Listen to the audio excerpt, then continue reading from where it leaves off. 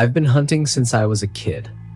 Grew up in Montana where the cold gets into your bones and the woods stretch for miles without another soul in sight. It's peaceful out there. You get to know the land like the back of your hand. But there's one trip I took about 3 years ago that still gives me chills when I think about it. I had planned a solo trip for the weekend. Just me, my gear, and a patch of woods near the edge of the Bitterroot Range. I wasn't looking to shoot anything big, just scout for elk and maybe set a few traps for small game. The first day was quiet. I pitched my tent near a dry creek bed, made a fire, and set a few snares along the tree line before sunset. I had my rifle with me at all times. Just habit. It wasn't uncommon to run into bears or even wolves up there. That night, I woke up around 2 a.m. to this weird sound. It wasn't an animal. It wasn't the wind. It sounded like humming. Low, almost like someone humming a song real slow and deep. I thought maybe it was in my head or the wind through the trees playing tricks. But then I heard footsteps, crunching leaves. Slow, heavy steps. Not a deer, not a coyote, something big. I grabbed my rifle and unzipped the tent as quietly as I could, but when I looked out, I didn't see anything. Just darkness. The fire had burned out. The woods were dead silent again. The next morning, I checked the traps. One of them had been sprung, but whatever was caught had torn itself free. There was blood, not a lot, but enough to know it wasn't a clean escape. That happens sometimes. But what didn't make sense were the footprints near the trap. They weren't from any animal I know. They looked like bare feet. Human, maybe, but longer, narrower. No one hikes barefoot in 20-degree weather. And no one was supposed to be out here but me. I felt off the whole day, like I was being watched. The woods, which had always felt like home, suddenly felt wrong. Still, I stayed. I figured I was just tired, maybe rattled by the weird night. That evening, I built up the fire bigger than usual. I sat with my back to a tree and kept my rifle across my lap. Around midnight, I heard the humming again. Closer this time. I didn't move, just listened. It was coming from the direction of the creek bed. Then I saw something move between the trees. A shape. Too tall for a man, too skinny. The fire crackled and it turned its head toward me. That's when I saw its eyes. Bright. Reflective like an animal's, but forward-facing. Like it was hunting me. I stood up, raised my rifle, and it took off. Fast, but almost gliding between the trees. I didn't sleep after that. I waited for sunrise, packed up, and left. On the hike back to the truck, I passed by one of my traps I hadn't checked the day before. The snare was gone. Completely. The whole wire setup ripped out of the ground. In its place was a small pile of rocks stacked into a strange pattern, a spiral, almost. And sitting on top was a piece of fur. Not elk, not rabbit. Something dark and coarse, like it came from a wild dog or worse. When I got back to town, I told one of the old hunters at the gas station what I saw. He looked at me for a long time and said I wasn't the first to mention something like that. He called it the tall one. Said there's stories going back decades about a thing in those woods that mimics human sounds and watches hunters.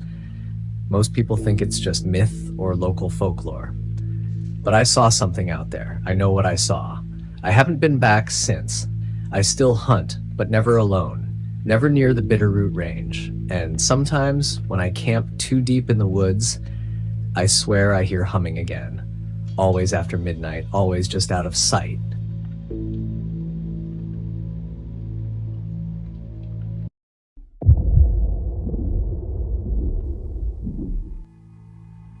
I've been hunting in the Appalachians for over 20 years. Grew up in a small town in West Virginia where just about every family had a cabin somewhere in the mountains. We all learned early on how to handle a rifle, how to track, how to move through the woods quiet. It's a different kind of life out there. Isolated, peaceful, or so I thought. 2 years ago, I went on a solo hunting trip near the Monongahela Forest. I'd planned to stay for 4 days, pack light, camp rough, and hunt deep where the elk still roam undisturbed. I parked my truck near a logging road, hiked in about 8 miles, and set up a base camp in a small clearing surrounded by dense pine. The first 2 days were quiet. Cold nights, misty mornings, nothing unusual. I tracked a few prints, saw some distant movement, but didn't take a shot. I was in no rush. The third morning, I tried to hike out further, hoping to get deeper into the range where fewer people go. That's when things started to go wrong. I had my GPS and compass on me, but somehow I kept doubling back to the same ridge. I'd marked trees with orange tape, only to see the same trees an hour later from a different direction. I figured maybe I was just tired or losing focus. The forest out there can be disorienting, especially with the fog rolling in. Around late afternoon, I realized I was completely turned around. I couldn't hear the creek I had followed earlier, and the sun had dipped behind the ridge, throwing long shadows across the woods. I decided to find a dry spot and camp until morning. I had supplies. I wasn't panicked. Not yet. That night was different. I built a small fire, ate some jerky, and settled in with my rifle close. Around 1 a.m., I heard movement, soft footsteps, not an animal crashing through underbrush. These were careful, measured, like someone trying not to be heard. I froze and listened. The fire crackled softly. Then I heard whispering. Not words, just sounds. Human but off. I called out, asking if anyone was out there. No answer, just silence. When the sun came up, I packed everything fast and started hiking west, any direction, just to get out. The woods were completely still. No birds, no squirrels, nothing. By noon, I found what looked like an old trail. Overgrown, barely visible, but it gave me a direction. I followed it for what felt like hours until I noticed something nailed to a tree. It was a rabbit, skinned, gutted, and pinned through the skull with a rusty nail.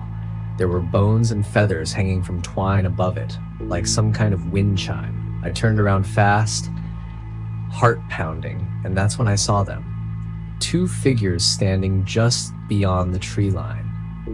Not moving. Barefoot, dirty, thin. Their faces were covered in mud or ash, I couldn't tell. Just dark eyes staring at me.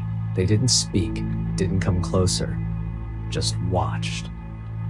I raised my rifle and backed away, then turned and ran.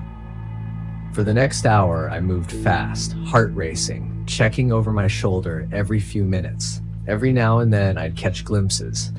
Movement in the trees, shadows ducking behind trunks, something crawling through the underbrush, just out of sight. At some point, I stumbled into what used to be a cabin. Roof was caved in, but the stone chimney still stood. Inside were bones, some animal, some... I'm not sure. The place reeked like death. I didn't stay long. Eventually, I hit a ridgeline and saw a radio tower in the distance. I followed that as best I could until I hit a gravel road and flagged down a ranger truck just before sunset. When I told the ranger what happened, he didn't say much, just looked at me, real serious, and said there were rumors about old families still living deep in those woods. People who don't take kindly to outsiders, said I was lucky to get out. I believe him. I haven't been back since. I still hunt, but I stay close to town now, and I don't go into those woods alone anymore.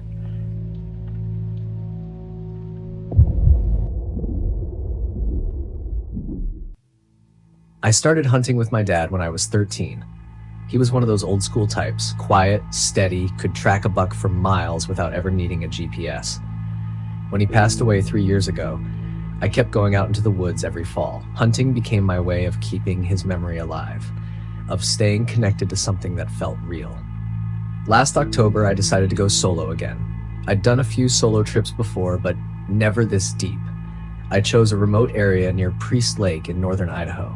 Real backwoods. No cell signal. No rangers nearby. Just you, your gear, and miles of forest. I left on a Monday, early in the morning. Packed everything into my truck. Rifle, tent, freeze-dried meals, water filter, emergency beacon, even a flare gun just in case. My plan was to hike in about 8 or 9 miles, set up camp, and stay the whole week.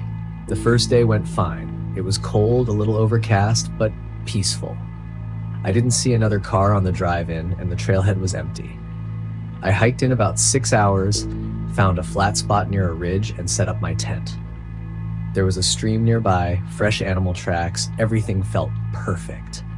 That night I cooked some food, had a little fire going back, and turned in around 9. At some point during the night I woke up. No sound woke me, just a feeling. You ever have one of those moments where your body knows something's wrong before your brain does? That's how it felt. I sat there in my sleeping bag, listening, and I heard it, faint crunching outside the tent. Not an animal. Too slow, too careful. Someone was walking around my camp. I didn't move. I just sat there, barely breathing, heart pounding so loud I could hear it in my ears. The steps circled the tent, then stopped. A few seconds passed, then a whisper. A man's voice, too quiet to understand, but he was talking to someone else. I wanted to unzip the tent and shine my light, but my gut told me not to. So I waited. After what felt like forever, the steps faded into the woods. In the morning, there were no tracks around the tent, no broken twigs, nothing out of place. I tried to convince myself it was just a dream, but I knew better. I've been in the woods long enough to know when someone's been near. I packed up and moved camp about 2 miles east, deeper into the forest, just to be safe. By the 3rd day, I still hadn't seen another soul. I started setting traps, moving slow and quiet through the trees, always watching, always listening. Around noon, I found something that made my stomach turn. It was a deer, at least what was left of it. The body had been torn apart, not gutted like a hunter would do, ripped open, sloppy, vicious. And its head, someone had tied it with rope and hung it from a branch about 10 feet up, swaying gently in the breeze. It looked fresh. The smell was unbearable. I backed away and didn't look back. No animal did that. And no hunter would leave something like that behind unless they were trying to send a message. That night, I didn't start a fire. I didn't cook food. I just lay in the dark, listening. Sometime after midnight, I heard them again. Voices. Multiple now. At least 3. Laughing softly. Not the kind of laugh you make when you're having fun. The kind you hear when someone's enjoying something they shouldn't. I quietly reached for my rifle and waited. They didn't come close this time, but they were out there, watching. At dawn, I made the decision to leave. I broke camp fast, left half my gear behind, and started hiking toward the road. It was going to be a long haul, at least 6 or 7 hours, but I didn't care. I just needed to get out. About 2 hours in, I stopped for water. That's when I saw something that froze me in place. Carved into a tree about 6 feet up was a symbol. It looked like an eye, a crude drawing, and below it, my name, not my first name, my last name, carved deep into the bark. No one out here knew who I was. I hadn't told anyone where I was camping. That tree hadn't been marked when I came through. They had followed me. At that point, I was done being cautious. I sprinted down the trail, only stopping when my legs gave out. I collapsed near a dry creek bed and tried to collect myself. That's when I heard the whistle. Just one, high-pitched note, from somewhere behind me. I stood up, shoulder aching from the rifle strap, heart beating out of rhythm. I didn't even think, I just ran. It took me until almost dark to reach the road. When I finally saw it, I dropped to my knees and cried. Not out of fear, out of relief. But the story didn't end there. The next morning, I went to the ranger station and filed a report. The ranger who listened to me was polite, but I could tell he didn't believe me. He kept asking if maybe I'd imagined it or if it was just other hunters playing a prank. I insisted it wasn't. I told him about the symbol, the voices, the deer, the whispering outside my tent. He finally admitted I wasn't the first person to report something weird up in that section of forest. He said they'd check it out, but I knew they wouldn't. Back at home, I kept checking my trail cam, hoping it had captured something. I hadn't checked it before leaving because I'd left in such a rush. A few days later, when I finally retrieved the footage, I found what I was looking for. The night I moved camp, there were figures, just silhouettes at the edge of the frame, standing perfectly still, watching my tent for hours. One of them stepped close enough that the motion sensor captured their face for a split second. I paused the video, zoomed in. He was wearing face paint, camouflage, and he was smiling. I don't know who those people were. I don't know what they wanted. But I know this. Something is wrong out there in those woods. And if you ever plan on hunting up near Priest Lake, don't go alone.